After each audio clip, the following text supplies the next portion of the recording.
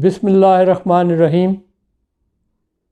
ये है 7 Star news web channel और मेरा नाम है शाहिद अमान। आज से तकरीबन 11 साल पहले हमने एक प्रोग्राम शुरू किया था, सुनहरी यादें। उसके बाद कुछ ऐसे हालात बने कि हम ये प्रोग्राम जारी न रख सके, लेकिन जब दिसंबर 2020 अब आखिरी मराहिल में अपने आखिरी दिनों में जा रहा है और ये ख़त्म हो रहा है, तो मैंने ज़रूरी समझा कि 7 स्टार न्यूज़ चैनल जो है अभी शुरू हो चुका है, तो उसमें हम उस शख्सियत को इसमें शामिल करें कि जिन्होंने केबल नेटवर्क की हसन अब्दाल में बुनियाद रखी थी। तो आज जो है हम इस प्रोग्राम के हवाले से उसी शख्सियत को राजा आमिर, जो 7 स्टार केबल नेटवर्क के मैनेजिंग डायरेक्टर हैं, उनसे बातचीत का सिलसिला शुरू करते हैं। अस्सलाम वालेकुम। वालेकुम अस्सलाम जी शाहिद साहब। राजा साहब, आप खैरियत से हैं? जी शुक्र अल्लाह का जी, अल्हम्दुलिल्लाह। जैसा कि मैंने इंट्रो में कहा कि ये केबल नेटवर्क आपने शुरू किया और आप उनके बानियों में से हैं, कैसा लगता है ये सफ़र? शाहिद साहब, आज आपने अचानक जो है आगे छापा मारा है और इंटरव्यू के लिए आपने तैयारी की हुई थी। बहरहाल मेरी तो कोई तैयारी नहीं थी। सफ़र तो शायद साहब इस तरह है कि ये 99 के एंड में हमने इसका इफ्तिताह किया था, शुरू किया था। मतलब वो भी नवंबर का एंड था और दिसंबर शुरू हो रहा था। तो इस सफ़र का आगाज़ कुछ इस तरह से था कि जैसे आपने कहा कि बड़े शहरों में मुशर्रफ साहब का दौर था और उन्होंने मीडिया को आज़ादी देनी शुरू की थी, तो उनके दौर में ये केबल नेटवर्क का लाइसेंस इशू होने शुरू हुए। तो बड़े शहरों में लोगों ने लाइसेंस लिए, उन्होंने काम शुरू किया। तो जब मेरे इल्म में ये बात आई तो हमने भी मालूमात की और लाइसेंस के लिए कोशिश शुरू की। तो अल्हम्दुलिल्लाह लाइसेंस हमें ग्रांट हो गया और तो हमने 99 के एंड में काम स्टार्ट कर दिया था बड़े शहरों के साथ साथ। यहाँ पे मैं ये बात भी बता दूँ कि जब मैंने ये काम यहाँ पे स्टार्ट किया था तो उस वक्त बेशुमार मुखालफत थी। हमारा इलाका ऐसा नहीं था कि इसे एकदम से कबूल कर लिया जाए। तो बहुत सारे अनासिर ऐसे थे यहाँ पे जो इसकी मुखालफत करते थे। जलसे जुलूस, रैलियाँ शेलियाँ भी निकलीं, लेकिन वो सारी चीज़ें हमने फ़ेस की, क्योंकि हमने जब काम स्टार्ट किया था तो लाइसेंस गवर्नमेंट से लेके तभी स्टार्ट किया था। तो फिर हमें कुछ थोड़ी बहुत उस वक्त के एक डीएसपी साहब थे, मुझे अब उनका नाम नहीं याद, लेकिन उन्होंने इसमें बड़ा रोल प्ले किया था कि मैं उनके पास गया था तो उन्होंने कहा था जी आपने लाइसेंस लिया है तो हम आपका तहफ़्फ़ुज़ करेंगे। तो तभी ये मुमकिन हो सका था। तो ये बस स्टार्ट था। अच्छा, ये केबल नेटवर्क की बात हम कर रहे हैं। इससे पहले भी मुझे याद है कि जब आपने केबल नेटवर्क से पहले आपने मूवी मेकर का भी आगाज़ किया था, जो वो भी एक ज़ाहिर एक नया काम था। उस ज़माने में जब आपने शुरू किया होगा तो उस वक्त बहुत ही कम सतह पे ऐसे हुआ करता था। बड़े शहरों में तो शादियों में मूवी बनती थी, लेकिन देहातों में और छोटे इलाकों में इसको बुरा भी माना जाता था। तो उसमें आपको क्या क्या मुश्किलात पेश आई? शायद साहब, ठीक आपने कहा कि इस केबल के काम स्टार्ट करने से पहले मेरा एक म्यूज़िक सेंटर हुआ करता था और उससे पहले एक सब्ज़ी की दुकान हुआ करती थी। ठीक है। और उससे पहले एक सब्ज़ी की रेहड़ी हुआ करती थी, ठीक है। तो ये चीज़ें मुझे बिल्कुल नहीं भूली और मैं उन्हें याद करता हूँ। तो स्टार्ट तो मेरा बाज़ार में आना जो था वो इसी तरह से था, और फिर मैंने मतलब बड़ी जल्दी चीज़ों को चेंज मैंने किया। ये शुरू से ही मेरी आदत थी कि मैं एक स्टेप आगे की सोचता था। तो सब्ज़ी फ्रूट की शॉप थी, उसे मैंने कुछ अर्सा किया, 1 साल 1.5 साल तक। तो फिर मैंने म्यूज़िक सेंटर, जो घर वालों की भी उस वक्त मुखालफत थी, घर वाले भी नहीं चाहते थे, लेकिन मैंने ये किसी न किसी तरीके से घर वालों को राज़ी करके म्यूज़िक सेंटर स्टार्ट किया। वीडियो सेंटर भी साथ में करना चाहता था, लेकिन वीडियो सेंटर की इजाज़त ना मिली। तो कुछ 2, 2.5, 3 साल बाद वीडियो सेंटर मैंने घर वालों को बताए बगैर, ख़ास तौर पे वालिद साहब को बताए बगैर ही शुरू कर दिया था। घर में वालिद साहब का ही कंट्रोल था। तो जब मैंने वीडियो सेंटर शुरू किया तो वो भी एक क्वालिटी को मेंटेन करके हमने काम शुरू किया, और साथ ही मैंने फिर मूवी का काम स्टार्ट कर लिया था। और उस वक्त शहर में किसी के पास वीडियो कैमरा नहीं था।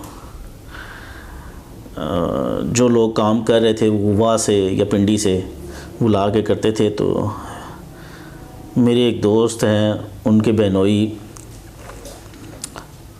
बाहर से वापस आए हैं, तो वो आते हुए अपने साथ एक वीडियो कैमरा ले आए थे, जिससे हमारा वो वीडियो का आगाज़ हुआ। तो पैसे भी नहीं होते थे उस वक्त, तो उन्होंने कैमरा हमें दिया। हमने उनसे कोई टाइम किया कि हम आपको कुछ अरसे में दे देंगे, इसके पैसे दे देंगे। तो वो एक कैमरा हमें मिला और हमने वीडियो मेकिंग का काम शुरू कर दिया। तो ये इब्तिदा थी, और काफ़ी अर्सा मूवी का काम करते रहे। फिर मैंने रावलपिंडी इस्लामाबाद के बाद हसन अब्दाल एक ऐसा शहर था, वाकैंड या अटक में भी मूवी की एडिटिंग का काम नहीं होता था। सारे लोग पिंडी या इस्लामाबाद से शादी की मूवीज़ तैयार करवाते थे। तो मैंने वो थोड़ी सी ट्रेनिंग ली, और फिर वो सेटअप भी हसन अब्दाल में लगाया। हरीपुर से, एबटाबाद से, अटक से वाकैंड के लोग फिर मूवी की एडिटिंग कराने के लिए वो मेरे पास आया करते थे। तो जैसे मैंने बताया कि मेरी सोच एक स्टेप आगे की, और मैंने हमेशा टेक्नोलॉजी के साथ खेला हूँ मैं, कि टेक्नोलॉजी जो है वो ही कामयाबी का रास्ता है इस दौर में। अगर आप नई टेक्नोलॉजी को अडॉप्ट नहीं करेंगे, नई टेक्नोलॉजी की तरफ नहीं जाएंगे, तो आप बहुत पीछे रह जाएंगे। यही वजह थी कि मेरे उस वक्त के बहुत सारे शहर में वीडियो सेंटर वाले, म्यूज़िक सेंटर वाले, उनकी शॉप्स ख़त्म हो गई, उनका बिज़नेस ख़त्म हो गया, उन्होंने नई टेक्नोलॉजी अडॉप्ट नहीं की। तो हम वक्त के साथ साथ नई चीज़ें, जिद्दत लाना काम में, नई टेक्नोलॉजी लेके आना, तो इस पे हर वक्त काम करते रहते हैं। आज भी हमारा यही मिशन है कि अगर कोई टेक्नोलॉजी, कोई चीज़ दुनिया में आई है, इस्तेमाल हो रही है, तो उसे हम भी इस्तेमाल करें और उससे लोगों को फ़ायदा पहुंचाएं। अक्सर लोग जो है, जब उनके पास मालो दौलत और कोई ओहदा और बड़े उस मुकाम पे पहुंचते हैं, तो वो अपनी पुरानी जो ये बातें हैं अपना वो भूल जाते हैं। और हमेशा वही लोग कामयाब हुए हैं जिन्होंने ज़ीरो से काम का स्टार्ट लिया था। आज उनको रेडी भी याद है, सब्ज़ी फ्रूट की दुकान भी याद है, और वो दिन भी याद है कि जब इनके पास कैमरा ख़रीदने के लिए पैसे नहीं थे। ये बहुत बड़े लोगों का काम होता है कि वो इस तरह की बात करें। तो ये एक बहुत काम है। वो सुल्तानुल आरफीन हज़रत सुल्तान बाहू साहब फरमाते हैं कि लोहा होवें तिप्पिया कुटी में, तां तलवार सदी में हो। तो तलवार ऐसे नहीं बन जाती, उसको बहुत सारे प्रोसेस से गुज़रना पड़ता है। तो यही अलामा साहब ने भी फरमाया था कि जब तक जो है ना बंदा मेहनत नहीं करता, मशक्क़त नहीं करता, तो वो उसका नगीना नहीं बन सकता। तो आज हमारे साथ चूँकि राजा साहब मौजूद हैं, उनकी खरी खरी बातें, सच्ची बातें, मैंने हमेशा कोशिश की थी कि मैं इनको इंटरव्यू करूं और हमेशा ये मुझे टाल जाते थे। आज काफ़ी दिनों से मैं इनके पीछे था, तो आज उन्होंने मौका दिया। इन्हीं की यही बातें मैं चाहता था कि रिकॉर्ड भी आनी चाहिए कि लोगों के, खुसूसन नौजवानों को ये मैसेज है कि वो भी मेहनत से जी ना चुराएं। मेहनत करेंगे तो इंशाल्लाह ताला वो भी किसी दिन एक मुकाम पे पहुंच जाएंगे। हमेशा पहली सीढ़ी चढ़नी ही पड़ती है। जी राय साहब, तो आपने चूँकि देहाती इलाकों में भी आपने शादी की मूवीज़ बनाई हैं, उसमें कोई ऐसा कोई एक वाक़या कोई अगर आपको याद हो कि वहाँ पे मतलब लोगों ने आप इतना ट्रस्ट किया था कि आपको किसी ऐसे इलाके में भी आपने मूवी बनाई है, कोई याद है? शायद साहब वाक़यात तो बहुत सारे हैं, बहुत सारी चीज़ें याद हैं भी हैं, और हर रोज़ एक नया वाक़या। हमारी फील्ड के जो लोग हैं उन्हें पता है कि हर जगह, हर इलाके में कोई ना कोई इंसिडेंट होता है या कोई वाक़या होता है। पर इसमें एक मैं चीज़ आपको बताऊं कि किसी वक्त जो है ना बंदे को ज़रूरत से ज़्यादा रिस्पेक्ट मिलती है तो वो हैरान परेशान होता है। एक दफ़ा एक बंदा मेरे पास आया, उसने आके कहा जी अटक में एक मूवी बनानी है, 3 दिन का प्रोग्राम है, मेहंदी है, बारात है और वलीमा जो है वो कोई 15 दिन बाद होगा, बारात के 15 दिन लड़की की तरफ से। तो मैंने हम ही भर ली थी। मैंने कहा जी ठीक है जी, हमारे ये चार्जेस हैं। मुझे नहीं पता था। कहते हैं जी उन्होंने कहा है कि किसी ईमानदार से बंदे को लाना है, तो उन्होंने स्पेशली आपके लिए मुझे कहा है, तो ये डेट्स हैं। कि ठीक है। मैंने मेहंदी वाले दिन भी मूवी बनाई, बारात भी कवर की। बारात वाले दिन उन्होंने कहा जी कि आपने वलीमे वाले दिन अपने साथ फ़ोटोग्राफ़र भी लेके आना है। तो शहर से यहाँ से एक मैं फ़ोटोग्राफ़र भी लेके चला गया था साथ। नवीद नाम है लड़के का, राना नवीद। उसे साथ लेके चला गया था। लड़की की तरफ से हम मूवी बना रहे थे। लड़के वालों के घर गए हम, तो अक्सर होता है कि खाने पे हम अपना काम कर रहे थे। खाना जब शुरू हुआ तो उन्होंने कहा जी आप भी खाना खा लें। तो वहाँ से एक बंदा वहाँ लड़की के तरफ से आया। उन्होंने कहा जी आप असनबदाल वाले जो हैं कैमरामैन, वहाँ पे क्योंकि 3-4 कैमरामैन थे, असनबदाल वाले कैमरामैन आ जाएं जी। तो हमने कहा शायद वो हमें रिकॉर्डिंग के लिए बुला रहे हैं। तो बहुत बड़ी फैमिली थी, बहुत बड़ी एक फैमिली के घर पे फंक्शन था, बहुत बड़ा वलीमा था। तो हम चले गए। हम तो अपनी रिकॉर्डिंग के लिए गए थे, लेकिन वहाँ जाके पता चला कि उन्होंने कहा था कि दुल्हन ने कहा है कि जी मेरे वालिद और भाई 2 मेहमान हैं मेरी तरफ से, मेरे, और ये कैमरामैन जो हैं, ये 2 बंदे जो हैं ये भी मेरे मेहमान हैं, और हमने दूल्हा दुल्हन के साथ बैठ के खाना खाया। उन्होंने हमें अपने साथ वलीमे का खाना खिलाया। तो वो मेरे लिए एक बड़ी आज़ाद की बात थी। तो उस फैमिली में मैंने कुछ ज़्यादा काम भी नहीं किया हुआ था, तो ये मेरे लिए एक बहुत बड़ा वाक़या था। हाँ, ये जैसा कि राजा साहब ने बताया कि वाकई ये उस वक्त बिल्कुल यंग एज में थे और शायद अभी इनकी शादी भी नहीं हुई थी, लेकिन इतना ज़्यादा ट्रस्ट और इतना ज़्यादा इसकी वजह इनसे पूछते हैं कि इसकी क्या वजह थी, इसके पीछे क्या लॉजिक क्या थी कि आपको ज़्यादा मतलब मूवी मेकर अमूमन जो है बहुत ज़्यादा वो है, बहुत सारी ऐसी गलत बातें भी निकलती हैं, लेकिन आप उस वक्त यंग थे और आपको इतना ज़्यादा मतलब क्या वजह, उसके पीछे लॉजिक क्या थी? शायद साहब मुझे वजह का तो कुछ अंदाज़ा नहीं है, लेकिन मेरा एक असूल था कि मैं उस वक्त जिस वक्त मूवी का काम करता था तो शहर के बहुत सारे लोग हैं जिनके घरों में मैंने काम किया। शहर में मैं ज़रा कम काम करता था, लेकिन बाद में शहर में भी किया काम, बहुत काम किया। अल्हम्दुलिल्लाह मेरे इस अपने कैरियर में मेरे ऊपर किसी तरह का कोई इल्ज़ाम तक नहीं आया। तो मैं जिस घर में भी गया हूँ वहाँ उस घर की माँ, बहन, बेटी को अपनी घर की तरह इस औरतों की इज़्ज़त की तरह देखा है। तो शायद यही वजह थी मेरे नज़दीक। तो कभी किसी के घर में गया हूँ या मैं किसी ऐसे बंदे को भी साथ नहीं लेके गया कि लेटमैन जो हेल्पर को लेके जाते हैं वो भी एक शरीफ आदमी ही होना चाहिए। तो एक और चीज़ बहुत ज़रूरी है कि आज इस टाइम बहुत सारे मेरे हेल्पर बहुत अच्छे टीवी चैनल्स पे भी काम कर रहे हैं। ये आपके आबिद, ये मेरा हेल्पर हुआ करता था, ठीक है।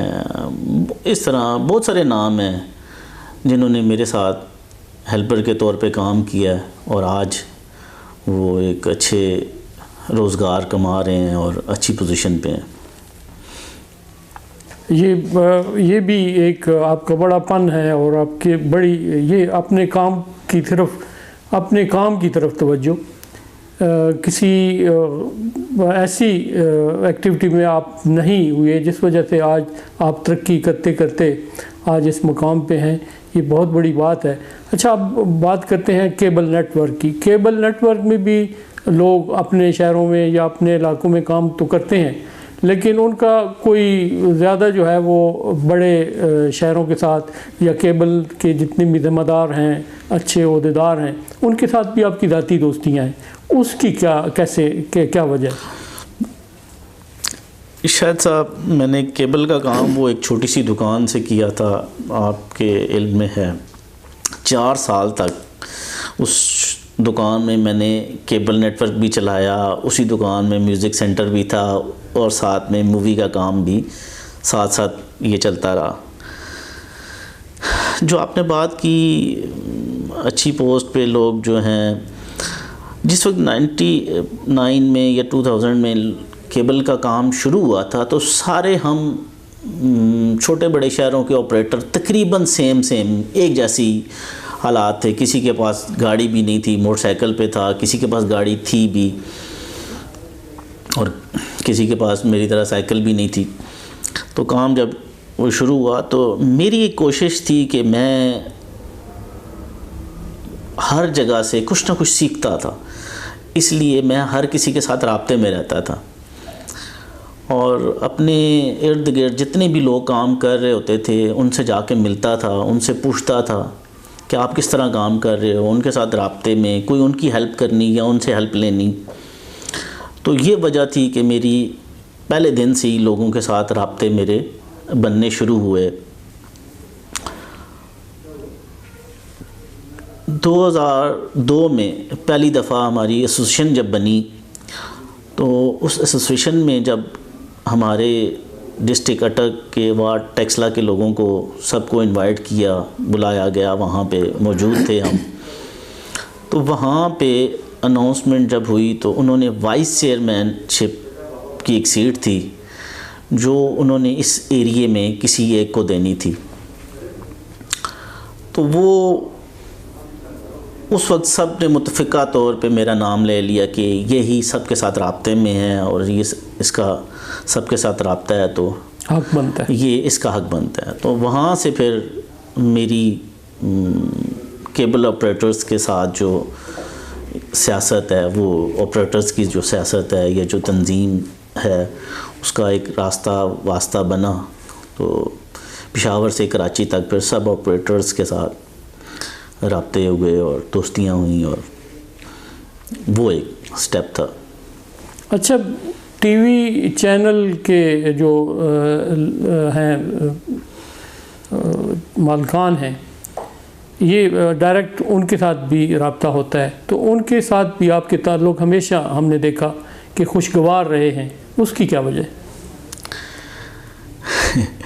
देखिए, ये तो वही बता सकते हैं, लेकिन हमारी तरफ से कभी किसी नेगेटिव एक्टिविटी में हिस्सा ना लेना या चैनल्स के ख़िलाफ़, जिस तरह चैनल्स वालों को हमारे कुछ ऑपरेटर्स जो है ना वो ब्लैकमेल भी कर लेते हैं, ठीक है। हमारी इस तरह की कोई पॉलिसी नहीं थी और एक दोस्ती वाला माहौल था। उनसे कभी कोई नाजायज़ डिमांड नहीं की, उनसे कोई नाजायज़ फ़ायदे नहीं लिए। तो शायद ये वजह है कि वो सारे इज़्ज़त करते हैं और जिस वक्त भी उनके साथ रब्ता होता है तो अच्छे अल्फाज में याद करते हैं। अच्छा, हसन अब्दाल को आपने हमेशा जो है फोकियत दी है।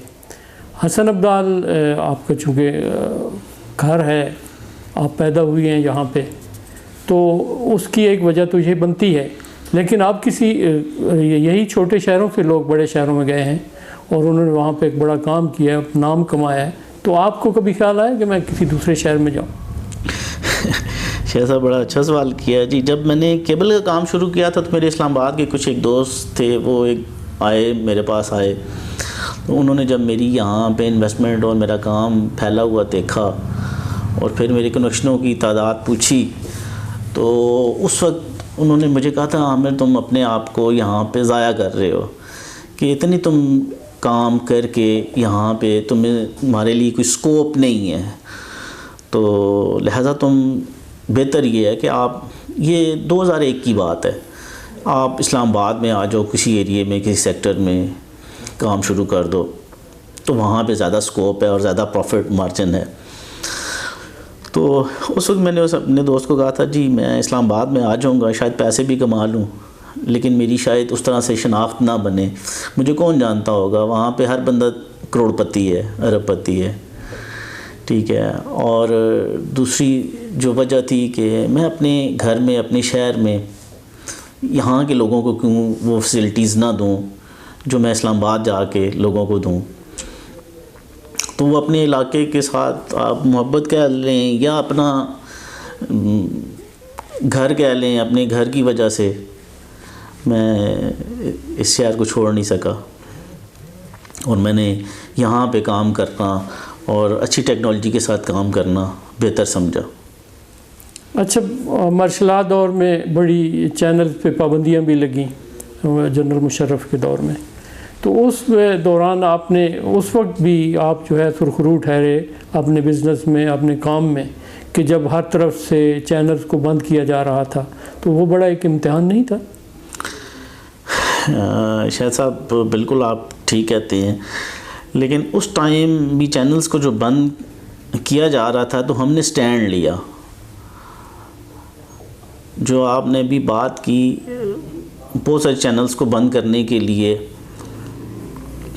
उस वक्त की पुलिस को इस्तेमाल किया गया था, लेकिन हमने उनके सामने स्टैंड लिया और हमने कहा जब तक आप हमें कोई रिटर्न ऑर्डर्स नहीं देंगे तब तक हम किसी भी चैनल को बंद नहीं करेंगे। तो हमने नहीं बंद किया था, बल्कि मैं क्योंकि डिस्ट्रिक्ट अटक का प्रेसिडेंट भी हूँ, तो मैंने अपने अटक के बाकी ऑपरेटर्स को भी कहा था कि अगर किसी पे कोई प्रेशर आता है तो वो हमें बताए, तो हम उसके साथ स्टैंड लेंगे। तो हमने उस टाइम स्टैंड लिया। जी, तो ये तो एक बहुत पॉजिटिव बातें हैं जो आप कर रहे हैं, और यही आप भी कभी ऐसे होता है कि आप पे कोई दबाव आता है कि चैनल्स को बंद करें या उसको नंबरिंग उसकी चेंज करें, कई का ऐसे होता है, अब है ऐसे? जी बिल्कुल, ये चीज़ पैमरा की तरफ से कभी कभार हो जाती है, जब गवर्नमेंट का प्रेशर होता है तो पैमरा की तरफ से, हाँ अगर किसी चैनल को के ऑर्डर्स आए हैं, पैमरा की तरफ से आए हैं बंद करने के, तो वो हम फौरी तौर पे बंद करते हैं क्योंकि वो कानूनी बात है। लेकिन अगर किसी ऑर्डर के बगैर, जिस तरफ आपका इशारा है कि कहीं से दबाने की कोशिश की जाए या प्रेशर देने की कोशिश की जाए, तो वो हम प्रेशर नहीं लेते। ये भी मुझे याद है कि सबसे पहले जो है इंडिया की जितनी भी फिल्में और ड्रामे और दूसरे चैनल सारे जो है आपने बंद कर दिए। ये जो है आपका बहुत बड़ा अच्छा इक़दाम था कि जब इंडिया ने हमारे ख़िलाफ़ बहुत प्रोपेगेंडा और ऐसी इल्ज़ामात लगाए, तो आपके यहाँ पे चैनल और आपकी केबल पे फिल्में सबसे पहले बंद हुई। ये क्या सही है? जी बिल्कुल इसी तरह है। देखें, हम पहले पाकिस्तानी हैं तो फिर बाद में बिज़नेसमैन है, अगर पाकिस्तान है तो बिज़नेस है। तो इंडियन चैनल जो हैं वो जिस वक्त हमने लाइसेंस लिया था उस वक्त कोई पाबंदी नहीं थी, कोई ममानियत नहीं थी, तो हम चलाया करते थे। उसके बाद जिस वक्त गवर्नमेंट ने पाबंदी लगाई, उसके बाद हमने इंडियन मूवीज़, इंडियन सॉन्ग्स और इंडियन चैनल्स तमाम बंद कर दिए। हालांकि बीच में कुछ एक ऐसा हमारे कंपटीशन का दौर था कि हमारे मुखालफीन चलाते थे, हमारे कंपटीटर चलाते थे, हम नहीं चलाते थे, तो उसका हमें नुकसान भी होता था। हमारे कस्टमर हमें तंग करते थे, इंडियन चैनल्स की उस वक्त डिमांड थी, लेकिन हमने गवर्नमेंट के उस फैसले पे स्टैंड लिया और हमने इंडियन चैनल नहीं चलाए। कस्टमर्स की डिमांड भी थी, हमारे मुखालफीन रात को लेट नाइट चला भी देते थे, हमें पता चलता भी था, लेकिन हमने फिर कभी भी नहीं चलाया और आज तक जो है ना अपने उस असूल पे कायम है। अच्छा, जब ये फाइबर नेट जो है इसका आपको लाइसेंस कब मिला? फ़ाइबर तो शायद साहब फ़ाइबर का तो हमने काम 2004 में स्टार्ट कर दिया था, लेकिन ये जो आप इंटरनेट की बात कर रहे हैं, मेरे ख्याल में इंटरनेट के हवाले से बात कर रहे हैं। इंटरनेट के हवाले से इस तरह है शायद साहब के डिजिटल पैमरा ने कुछ शहरों को डिजिटल करने के लिए हमें 2008 में लेटर लिखे थे कि आगे केबल जो है वो डिजिटल होनी है और 2015 के एंड तक हम इसे डिजिटल कर देंगे, ख़त्म कर देंगे एनालॉग केबल को। अभी जो केबल चल रही है एनालॉग केबल है। तो उस वक्त बहुत महंगा सेटअप मिलता था डिजिटल का। 2009 में मैंने फिर डिजिटल सिस्टम लगाया, बिल्कुल छोटे से लेवल पे था, उसके कोई 10-12 चैनल थे,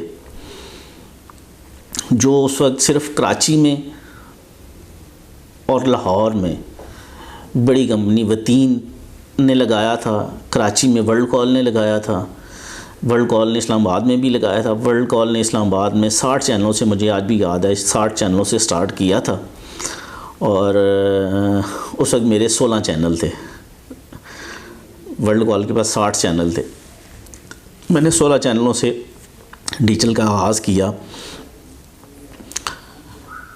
2012 में मेरे पास डिजिटल के 300 चैनल थे और वर्ल्ड कॉल के पास 60 चैनल थे।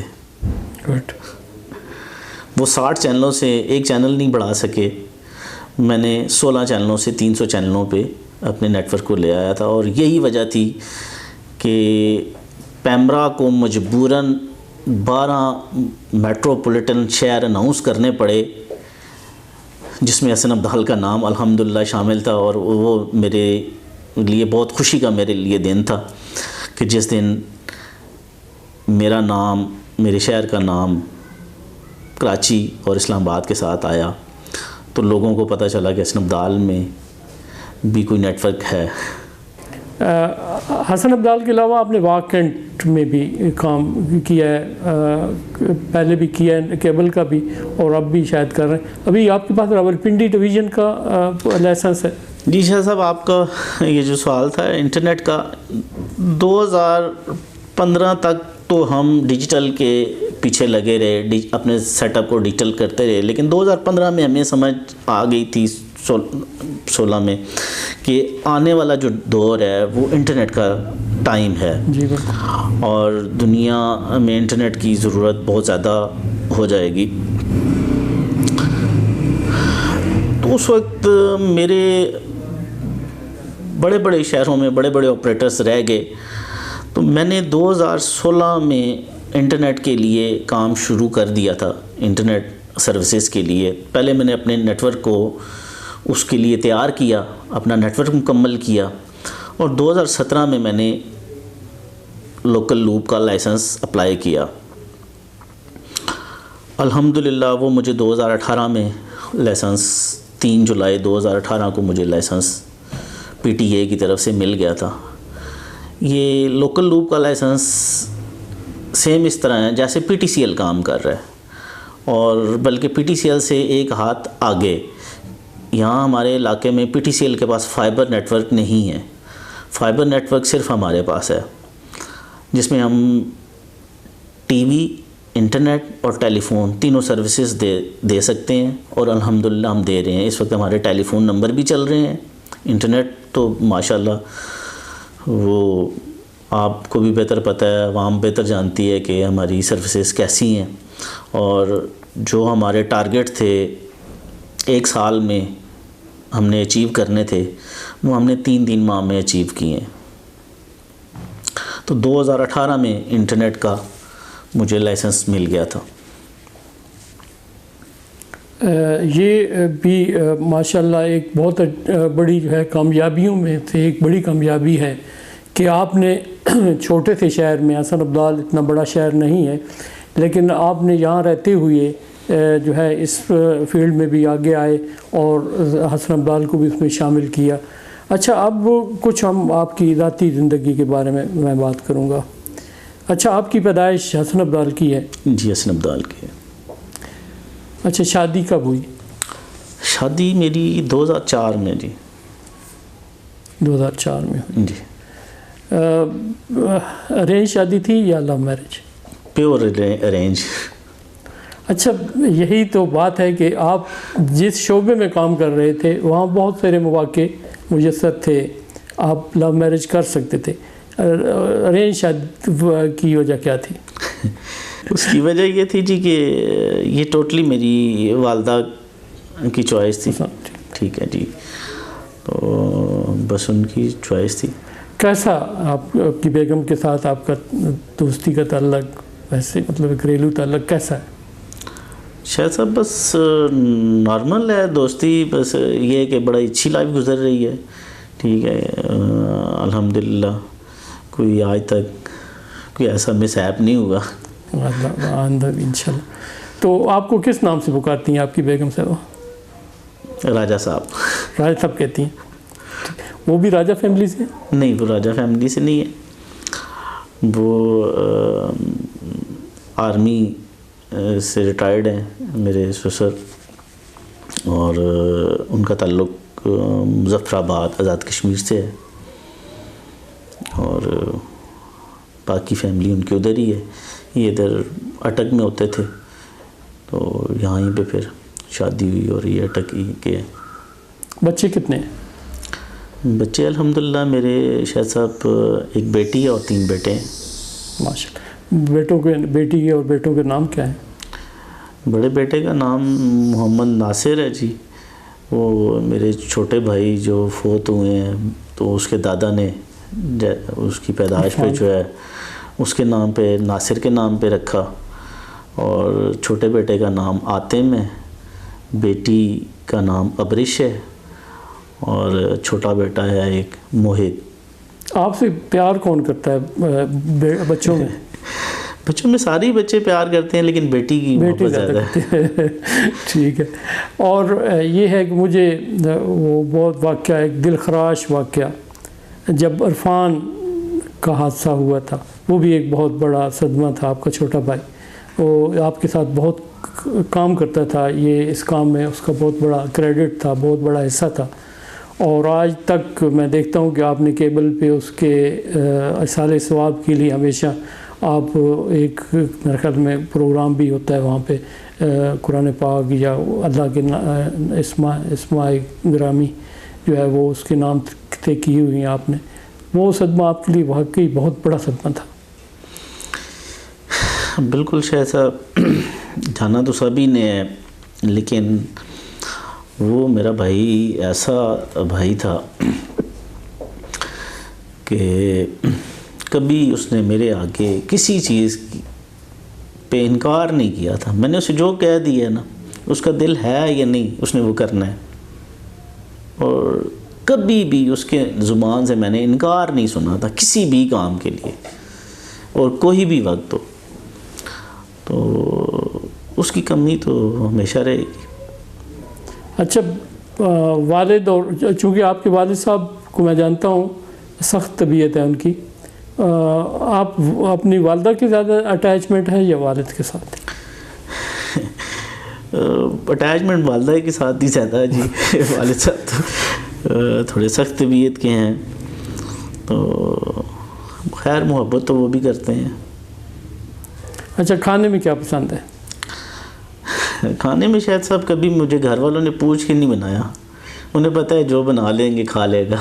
कोई नखरे वगैरह नहीं करते? नहीं, कोई ऐसी चीज़ नहीं। बाकियों से पूछा जाता है, मुझसे कभी भी नहीं पूछा गया। अच्छा, आप चूँकि सफ़र में बहुत ज़्यादा रहते हैं, कभी किस शहर कभी किस शहर में, तो वहाँ अपने बच्चों को कितना टाइम देते हैं?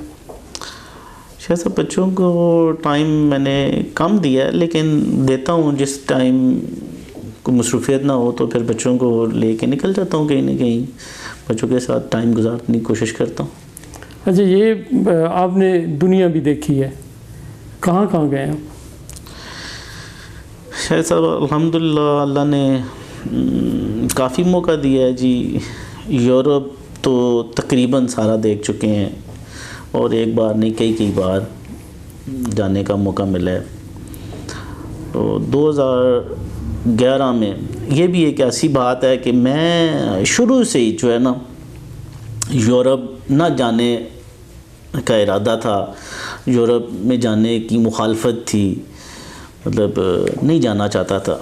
मतलब मेरे कज़न्स कोई रिलेटिव दोस्त गए हैं यूरोप जॉब के लिए, बिज़नेस के लिए, तो मुझे नहीं अच्छा लगता था। और आज भी खैर मैं उस बात पे कायम हूँ कि बिज़नेस जो है वो जो काम है वो घर पे ही अपने मुल्क में ही ज़्यादा बेहतर है। 2011 में मेरे एक पेशावर के दोस्त हैं, तो उन्होंने मुझे कहा जी कि ग्रुप 4 है DWO का। यहाँ पे मैं आपको ये भी बता दूँ कि मैं अल्हम्दुलिल्लाह 2002 से ये जर्मन टीवी जो है DWO इसका मीडिया पार्टनर हूँ पाकिस्तान में। अच्छा, वेरी गुड। तो वो उस वक्त से मेरे साथ राब्ते में थे, उन्होंने कई दफ़ा इनविटेशन दी लेकिन मैंने इग्नोर की नहीं। तो ये मेरे पेशावर के दोस्त हैं, उनके कहने पे फिर उन्होंने जाना था तो कहते हैं जी आप जाएं हमारे साथ। तो फिर मैं उन्हें भी लेके गया, हम गए, कुछ 6 लोग थे।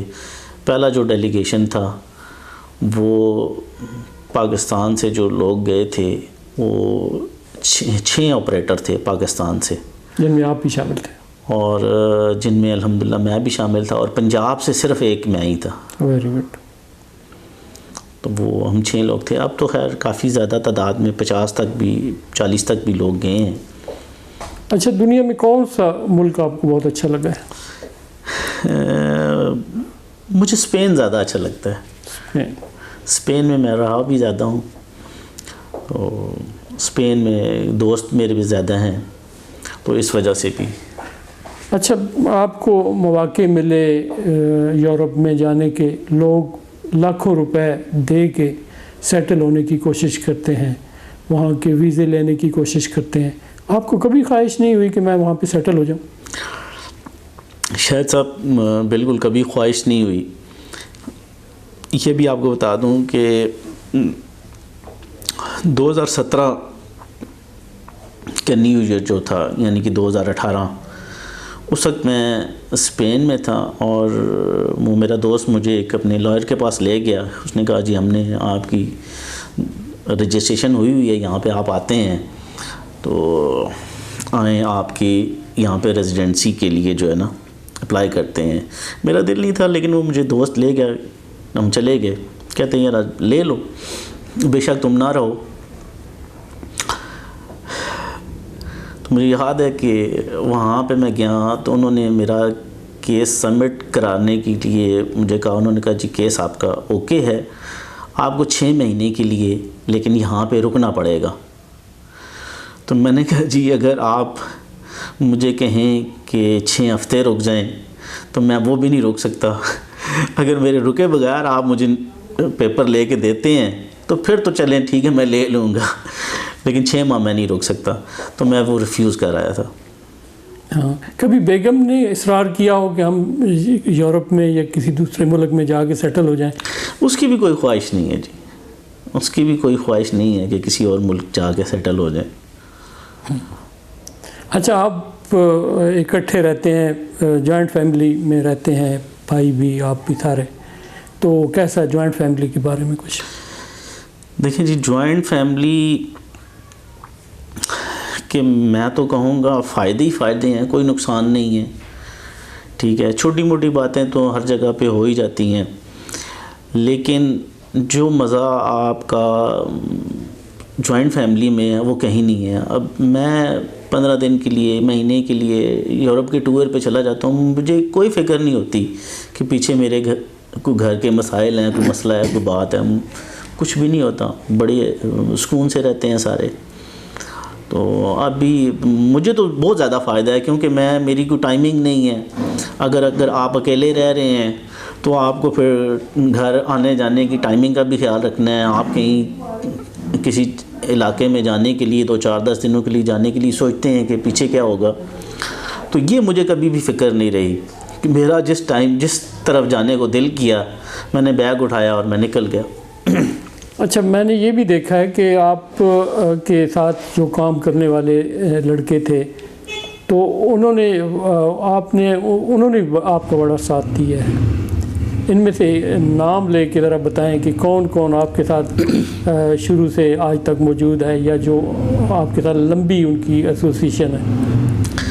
देखिए जी शाहिद साहब, किसी भी इदारे की कामयाबी जो है ना, उसका वर्कर होता है। बिल्कुल। तो मेरी अपनी एक ज़ाती पॉलिसी रही है कि मेरे पास अगर कोई बंदा काम के लिए आया तो उसे मैंने जॉब से फ़ारिग नहीं किया। अगर उसकी कोई गलतियाँ भी हुई हैं वो इग्नोर किया। जब कोई बहुत ही इंतहा की बात हो जाए तो शायद मुझे याद नहीं है कि मैंने किसी लड़के को इस तरह से फ़ारिग किया हो। तो लड़के तो मेरे पास बेशुमार लोगों ने काम किया है, बेशुमार लोग आए हैं, आते हैं, चले जाते हैं। कुछ ऐसे भी हैं जिन्हें बड़ा अरसा हो गया है, जिसमें नुमान है एक। नुमान मेरे पास 2004 में ही, मेरे ख्याल में गालिबन 2004 में नुमान ने और विकी ने काम स्टार्ट किया था। जी बिल्कुल। तो अभी विकी ने अपना काम शाम शुरू किया हुआ है, लेकिन फिर भी वो हमारे इदारे में उसी तरह आता जाता है। बाकी भी लड़के हैं मेरे, सारे मेहनती हैं और उन्हीं की मेहनत की वजह से हमारी कंपनी कामयाब भी है। तो अगर वो साथ ना दें, अगर इदारे की टीम ठीक ना हो, तो वो इदारे कभी भी इतनी ज़्यादा तरक्की नहीं कर सकते। जी राय साहब, एक आपसे बात पूछनी है कि आपके इस टेनोर में, चूँकि 20-25 साल हो गए हैं इसको, तो आपके साथ जो काम करते रहे वो आप छोड़ के जा चुके हैं और वो आपके साथ राब्ते में भी ज़रूर होंगे। तो वो कौन कौन लोग हैं और वो कौन कौन से जगह पे काम कर रहे हैं आप? शायद साहब, ऐसे तो काफ़ी सारे लोग हैं जिन्होंने हमारे साथ, किसी ने 6 माह काम किया, किसी ने 1 साल किया, किसी ने 10 माह किया, किसी ने 2 माह किया। बहरहाल इसमें एक चीज़ आपको बता दूं, इस वक्त जो है ना, मैंने पहले भी ज़िक्र किया, आबिद है जो इस वक्त एक टीवी चैनल पे काम कर रहा है, पाकिस्तान से बाहर भी काम करके आ चुका है। उसके अलावा आपका यूट्यूब चैनल चला रहा है कैसर तिलावत जुदून, ये हमारे इदारे से ट्रेन शुदा और हमारे इदारे में सर्व करने के बाद अभी अपना बिज़नेस, अपना काम कर रहा है। वकास है जैसे, वो कर रहा है। और वाकैंड का एक लड़का है कामरान, आजकल बोल्ड टीवी पे एंकर है। हमें ये उन्हें देख के खुशी होती है कि इन लोगों को पहली दफ़ा इंट्रोड्यूस कराया हमने, इनकी ट्रेनिंग हमने की। कामरान का तो बोल्ड टीवी पे है आजकल, वो न्यूज़ एंकर है, बड़ा अच्छा न्यूज़ एंकर है। बाकी पीटीवी पे भी उसने काम किया है, कैपिटल पे भी काम किया है। तो ये यहाँ पे एफएम रेडियो पे आया करता था, यहाँ पे ऐसे किसी ने कभी को मौका नहीं दिया। तो वहाँ से किसी बंदे ने मुझे कहा कि जी आप इसे अपने पास बुलाएं और इसे कोई प्रोग्राम दें। तो हमने यूथ का एक प्रोग्राम स्टार्ट किया था म्यूज़िक का।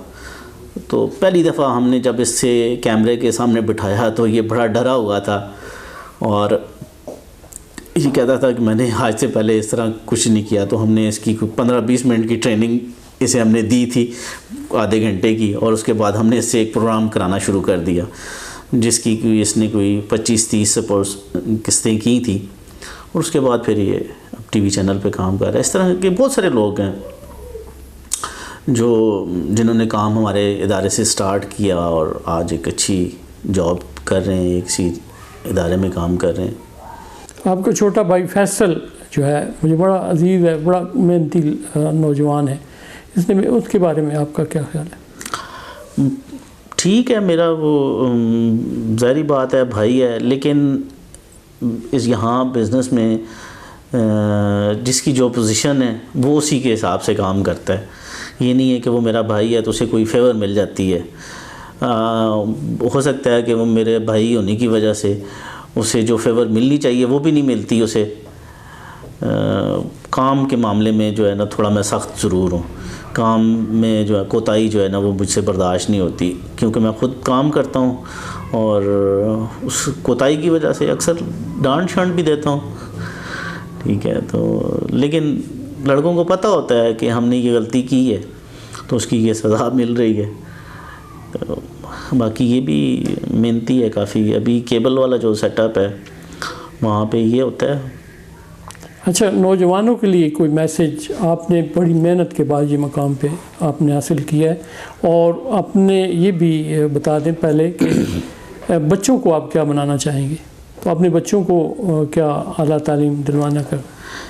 शाह साहब, मेरी बच्चे अगर अच्छे इंसान बन जाएं बड़ी बात है, तो ये सबसे बड़ी बात है। बाकी उनके नसीब मुकद्दर में जो है वो होंगे। वालिदैन की कोशिश ही होती है, और हर वालिदैन की कोशिश होती है कि उनके बच्चों का मुस्तकबिल बेहतर से बेहतर हो।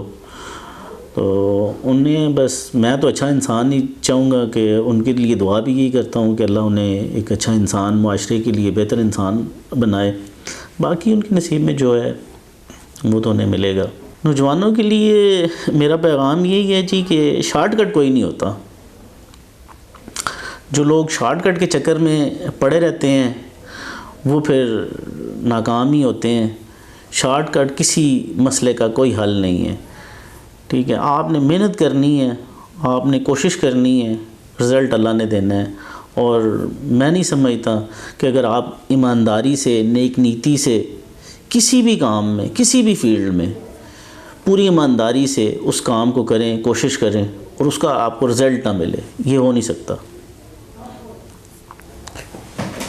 ये थे जनाब Raja Aamir Ali, managing director 7 Star News, जो हमारे साथ मौजूद थे, और ये प्रोग्राम अब इख्तिताम को पहुंचता है। Thank you very much. बहुत शुक्रिया जी साहब।